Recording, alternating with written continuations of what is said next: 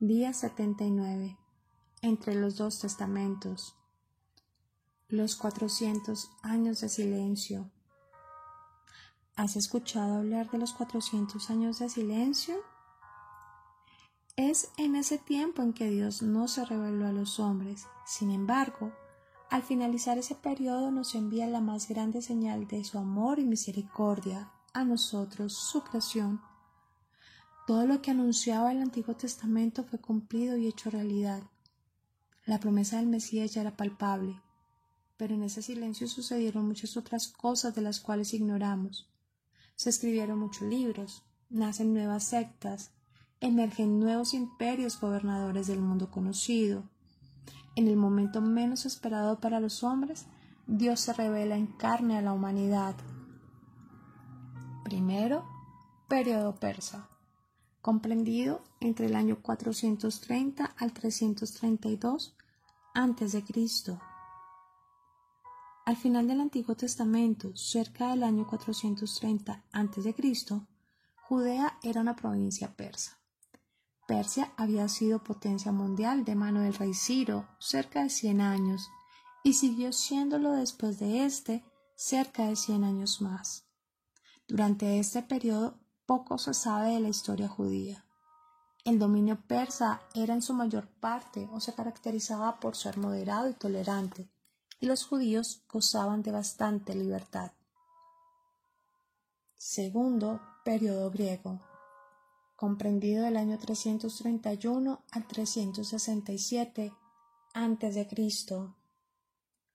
Hasta ahora, las grandes potencias habían sido asiáticas y africanas, pero sobre el horizonte occidental se levantaba ominosamente el poderío creciente de Grecia. Los comienzos de la historia griega los vela la mitología. Se cree que haya comenzado alrededor del siglo XII a.C., la época de los jueces bíblicos. Luego viene la guerra troyana y Homero, por el año 1000 a.C., la época de David y Salomón. Después vino la formación de los estados griegos, del año 776 al 500. Luego las guerras persas, del año 500 al 531 a.C. y las célebres batallas de Maratón, año 490 a.C. Termópilas y Salamina, año 480 a.C. Después la brillante época de Pericles, del año 465 al 429 a.C. y Sócrates, del año 429 al 339 a.C., contemporáneos de Esdras y Nehemías.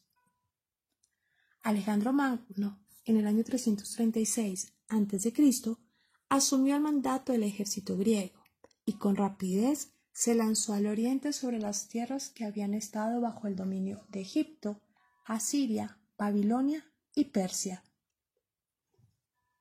Ya en el año 331 a.C., el mundo entero estaba ante sus pies.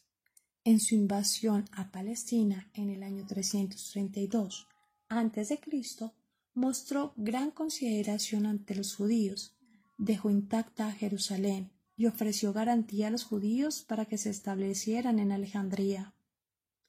Después de la muerte de Alejandro, su imperio pasó a manos de 4 de sus generales.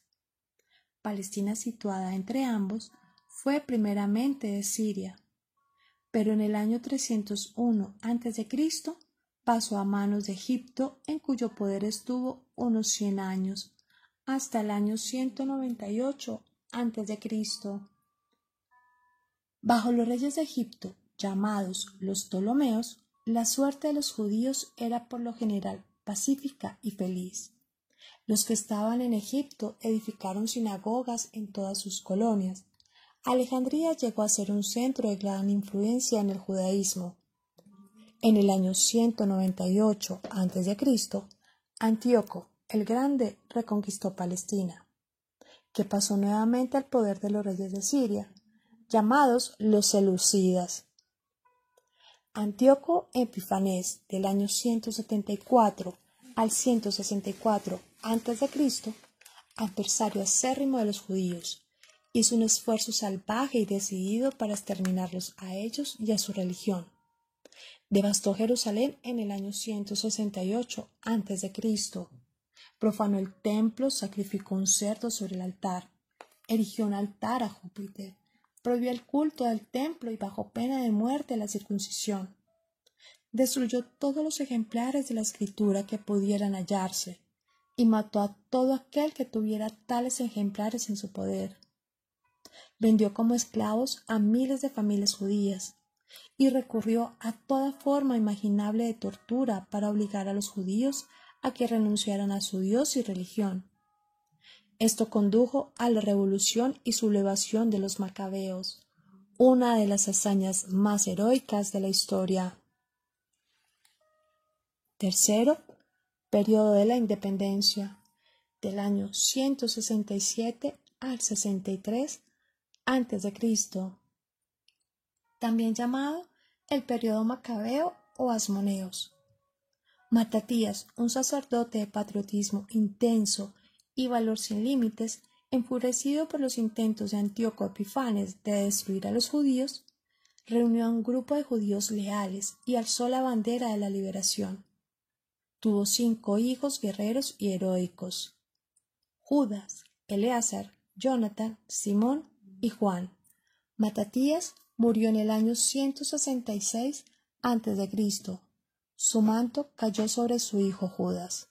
Reconquistó Jerusalén en el año 165 a.C.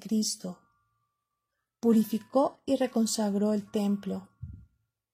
Este es el origen de la fiesta de la dedicación celebrada por los judíos hasta hoy. Judas reunió en sí mismo la autoridad sacerdotal y civil, y de esta manera estableció la sucesión asmonea de sacerdotes gobernadores que durante 100 años encabezaron una Judea independiente. Cuarto, periodo romano, del año 63 a.C.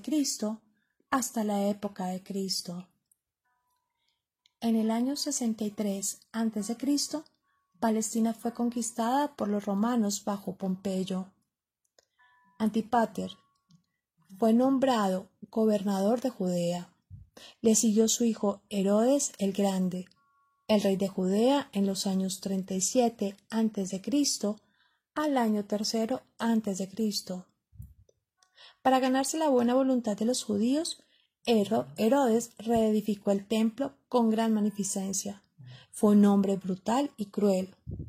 Este es el Herodes que gobernaba en Judea cuando Jesús nació, y quien mandó a ejecutar a los niños de Belén.